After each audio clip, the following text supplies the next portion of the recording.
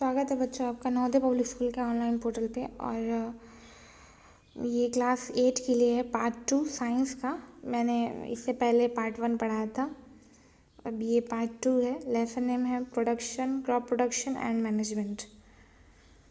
तो चलिए आइए डिस्कस करते हैं। जहाँ से मैंने छोड़ा था अब वो मैं पढ़ाऊँगी। Soil preparation. सॉइल प्रिपरेशन का मतलब होता है कि देखिए, सबसे पहले मैं आपको समझा दूं कि सॉइल प्रिपरेशन क्या होता है। सॉइल मतलब होता है मिट्टी, प्रिपरेशन मतलब होता है तैयार करना। किसको तैयार करना? मिट्टी को तैयार करना। हम मिट्टी को क्यों तैयार करेंगे? क्योंकि हमें बीजों को बोना है। अब ऐसा तो नहीं है बस उठाया मुँह और गए और बीज डाल दिया और फसल बहुत अच्छी हो गई। बिल्कुल ऐसा नहीं है। अच्छी फसल के लिए, अच्छे प्रोडक्शन के लिए हमें अपने सॉइल को प्रिपेयर करना पड़ेगा कि वो हमें अच्छा प्रोडक्ट दे सके। तो इसके लिए हम बहुत सारे स्टेप्स करते हैं। तो आप पढ़ेंगे बुक में, ये बुक का ही है, मैंने क्रॉप करके ये पीडीएफ बनाई है। तो ये फर्स्ट पॉइंट लिखा है, the very first step in growing a crop in soil preparation. Soil preparation refer to the processing of soil before sowing the seeds. It includes turning the soil, loosening it and breaking large lumps of soil into fine soil. ये कह रहा है कि सबसे पहले हम growing crop के लिए सॉइल को प्रिपेयर करेंगे, फिर उसके बाद उसमें बीज बोएंगे। और इट इंक्लूड्स टर्निंग, और मतलब सॉइल प्रिपरेशन में हमें और क्या इंक्लूड करना है? Turning the soil and loosening it. उसके जो बड़े बड़े मिट्टी के जो घेरे होते हैं उसको तोड़ना है, उनको लूज़ करना है, और उनके अंदर जो लार्ज लम्स होते हैं उसको भी, मतलब लम्स का मतलब उसके जो गट्ठर होते हैं बिल्कुल मोटे मोटे, उनको तोड़ना है। अब इसके लिए क्या करते हैं? हम प्लाउइंग करते हैं, यानी जोतते हैं। प्लाउइंग का मतलब क्या होता है? जोतना। देख रहे होंगे सामने फिगर में, ये हटा दो रिकॉर्डर, ये जोत रहा है बैलों के द्वारा। अब तो बहुत कम देखने को मिलता है, लेकिन अब ट्रैक्टर से क्या हो रही है? जुताई हो रही है। तो प्लाउइंग का मतलब होता है जोतना। तो चलिए मैं आपको बता दूं इसका डेफिनेशन। 1 मिनट। चलिए, the process of loosening and overturning of soil to make it aerated and suitable for the growth of organism living it called ploughing and tilling। कह रहा है process of loosening and over tuning of soil, यानी soil को क्या करना? Loose करना। Loose मतलब ढीला करना, और ओवर ट्यूनिंग मतलब उसको तोड़ना सॉइल को। ये किस लिए कि वो सुटेबल हो जाए, ग्रोथ ऑफ ऑर्गेनिज्म लिविंग, कि उसमें कुछ भी चीज़ ग्रोथ हो सके। तो इसको हम लोग प्लॉइंग कहेंगे या टिलिंग कहेंगे, यानी जोतना। खेतों को जोतना। जोतना का मतलब मिट्टी को ढीला करना, उसके बड़े बड़े गट्ठरों को तोड़ना। तो ये क्या कहलाता है? प्लॉइंग कहलाता है, जोतना। In case of excessive dry soil watering is needed before प्लाइंग। अगर हमारी मिट्टी बहुत सूखी हुई है तो हमें जोतने से पहले उसको क्या करना पड़ेगा? उसमें वाटरिंग करनी पड़ेगी, यानी फिर पानी डालना पड़ेगा।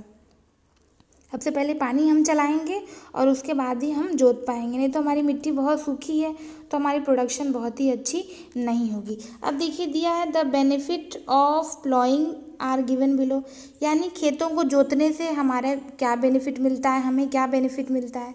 देखिए, पहला बेनिफिट है the loose soil help the roots to breathe easily even in deep soil. कह रहा है loose soil help the root to breathe easily even in deep soil. जब हम बीज बोएंगे और पौधा निकलेगा तो वो क्या होगा? बहुत ही आसानी से उसमें ब्रीथ कर पाएगा। यानी अब भाई उसको भी तो, पौधे को भी तो जिंदा रहने के लिए सांसों की ज़रूरत होती है।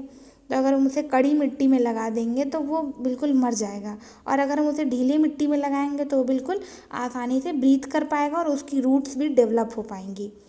Loose soil help the earthworm and microorganism to grow.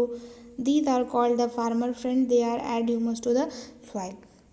Loose soil help the जब सॉइल लूज हो जाएगी तो उसमें अर्थवर्म यानी केंचुआ भी ग्रो कर जाएगा और छोटे छोटे माइक्रो ऑर्गेनिज्म भी ग्रो कर जाएंगे, जिसको हम लोग फार्मर फ्रेंड्स कहते हैं, यानी किसान का मित्र।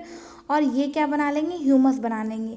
ह्यूमस क्या होता है, एक प्रकार का हम मान सकते हैं कि फर्टाइल सॉइल ही होता है ह्यूमस, यानी उसमें माइक्रो ऑर्गेनिज्म अर्थवर्म आ जाते हैं जो हमारी मिट्टी को उपजाऊ बना देते हैं। उपजाऊ का मतलब बिल्कुल फर्टाइल बना देते हैं, जिससे हमारी प्रोडक्शन बहुत ही अच्छी होती है। देखिए जब हमारी मिट्टी गीली रहेगी तो जो हम लोग प्लांट लगाए हैं उसकी जो रूट है बहुत ही अंदर तक जाएगी, और अगर मिट्टी कड़ी रहेगी तो उस रूट्स को जाने में बहुत ही प्रॉब्लम होगी, और रूट्स जितनी अंदर तक जाएंगी उतना ही हमारे प्लांट को न्यूट्रिशन भी अच्छा मिलेगा। अब देखिए, the soil particles trap air which utilise by the roots of the plant, it help uproot weed from the soil. 4th point में लिखा है the soil particle trap air which is utilise by the root of plant. कह रहे हैं जो soil particle में air हो, मतलब सॉइल पार्टिकल्स एयर को ट्रैप करेंगे, यानी एयर को पकड़ेंगे, जिसे प्लांट क्या करेगा, यूटिलाइज करेगा, प्लांट्स का रूट यूटिलाइज करेगा। जब देखिए मिट्टी ढीली रहेगी तो सॉइल पार्टिकल भी बिल्कुल खुले खुले रहेंगे, पता है वो थोड़ा लिक्विड फॉर्म में आ जाएंगे, और लिक्विड फॉर्म में मॉलिक्यूल बहुत ही दूर दूर होते हैं, तो सॉइल बहुत ही ढीली हो जाएगी और तब उसके अंदर हवा भी पास होगी, और वो हवा हमारे प्लांट्स के रूट्स के लिए भी यूटिलाइज होने का काम करेगी। It helps to uproot weed from the soil. इससे हम क्या करेंगे, जो वीड्स निकल रहे हैं मिट्टियों में, वीड्स का मतलब अनवांटेड प्लांट्स, अनवांटेड चीज़ें जो ग्रो कर जाती हैं, घास फूस, ये सब चीज़ें बहुत ही हम आसानी से अपरूट कर सकेंगे, यानी जड़ों में से निकाल सकेंगे। ओके, चलिए नेक्स्ट हमारा क्या है, ये कुछ ये इंस्ट्रूमेंट हैं, ये जोताई करने वाले हैं, हल लगाया जाता है तो ये उसके लिए है। ये आप प्लाउशेयर और प्लाउ शाफ्ट पढ़ लीजिएगा, और इसके लिए कल्टीवेटर, होई और प्लाऊ की ज़रूरत होती है। ओके, चलिए नेक्स्ट ही हम बात करते हैं। Adding manure and fertiliser. देखिए सबको पता है कि हम लोग मैन्योर का यूज क्यों करते हैं। मैन्योर मतलब होता है खाद, ध्यान से सुनिएगा। मैन्योर्स का मतलब होता है, बुक खोल लीजिए, कॉपी पेन लेके बैठिए, कोई भी जल्दी नहीं है, आप रोक रोक के भी पढ़ सकते हैं। अगर लाइन बाय लाइन पढ़ेंगे तो ये हमारे फ्यूचर के लिए बहुत ही अच्छा प्रिपेयर हो जाएगा, हमें बेस की ज़रूरत नहीं पड़ेगी, बशर्ते आप लोग अभी मन से पढ़ो, ठीक। एडिंग मैन्योर, देखिए मैन्योर का मतलब होता है खाद, और फर्टिलाइज़र का मतलब होता है उर्वरक, अगर हिंदी की बात करें तो, और इसी की मदद से मैं समझाऊंगी। खाद यानी वो, देखिए मैन्योर का आप डिफिनीशन पढ़ेंगे तो लिखा है मैन्योर में, देखिएगा सामने, manure is a natural substance obtain by decomposition of cattle डंग, यानी गाय के गोबर से, ह्यूमन वेस्ट से, एंड प्लांट रेसिड्यू से, यानी हमसे जो वेस्ट निकलता है, और जो एनिमल से वेस्ट निकलता है कैटल से, और जो प्लांट का रेसिड्यू होता है जैसे सूखी पत्तियाँ, उसके मतलब बचे हुए पार्ट, उसको हम एक डंप में गड्ढा खन के उसको इकट्ठा करके फिर उसको मिट्टी से तोप देते हैं, ढक देते हैं, और कुछ दिन बाद हम उसको निकाल के जाते हैं तो उसमें क्या होता है, सारे बैक्टीरिया सड़ जाते हैं, और वो एक प्रकार का क्या हो जाता है, खाद तैयार हो जाती है, तो इसको मैन्योर कहते हैं। वो हमारे लिए बहुत ही, हमारे खेतों के लिए बहुत अच्छी होती है, वो बिल्कुल नेचुरल होती है, उसमें किसी भी प्रकार की कोई मिलावट नहीं होती। लेकिन अगर हम बात करें फर्टिलाइज़र की, तो मैन्योर अगर नेचुरल है तो फर्टिलाइज़र नेचुरल नहीं, ये आर्टिफिशियल है, इसको बनाया जाता है, और ये न्यूट्रिएंट्स में रिच होते हैं, ये प्लांट के ग्रोथ में भी हमारी मदद करते हैं। लेकिन मैं जहाँ तक सजेशन दूंगी कि हमारे खेतों के लिए अगर सबसे ज़्यादा कुछ अच्छी चीज़ है तो वो मैन्योर है, खाद है, फर्टिलाइज़र नहीं। फर्टिलाइज़र में दुनिया भर के केमिकल डाले जाते हैं, आप देखेंगे इसमें, आप पढ़ेंगे तो phosphate, potash, super phosphate, NPK, ये सब चीज़ें हैं। अगर हम इसे खेतों में ज़्यादा डाल देंगे तो ये हमारी फसलों को जला देगी।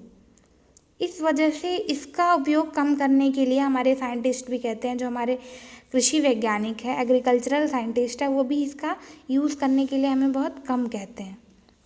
क्योंकि बारिश हुई, हमने खेतों में डाल दिया, वो बह कर गया नदियों में वो पानी, और उसके बाद हमारे पूरे वाटर को क्या कर देगा, ये पॉल्यूटेड कर देगा।